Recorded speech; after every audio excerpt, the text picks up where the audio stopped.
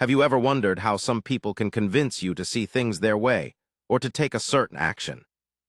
It's not magic, it's persuasion and advocacy. This chapter dives deep into understanding how to communicate effectively to change minds and inspire action. We'll look at what persuasion and advocacy really mean, the different ways we can try to persuade others, and how to build strong arguments using logic. We'll even explore some psychological tricks people use to get us to comply with their requests. Persuasion is about changing attitudes, beliefs, or behaviors. And it's often most effective when people aren't already super invested in a topic. But when they are, like with deeply held beliefs, it's harder to change their minds completely. Social judgment theory helps us understand this, explaining that people compare new ideas to their existing beliefs. They have a zone of acceptance for things they might agree with, a zone of rejection for things they won't, and a zone of non-commitment for things they're unsure about. Advocacy, on the other hand, is broader. It's about speaking up for the needs and rights of others or ourselves.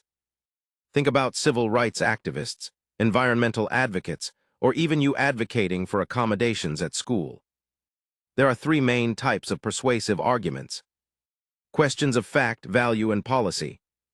Questions of fact try to change what people believe is true, like whether climate change is real. Questions of value aim to change attitudes about something, arguing whether something is good, bad, or important, like the moral obligation to address climate change.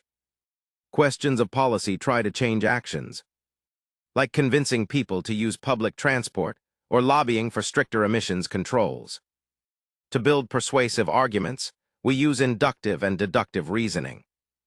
Inductive reasoning moves from specific observations to broader generalizations, like seeing many healthy people who exercise and concluding that exercise leads to good health.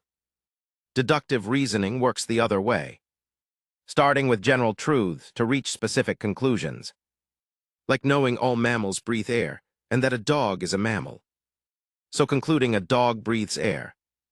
We'll also explore the Talman model, a more detailed way to construct arguments with data, warrants, claims, and more.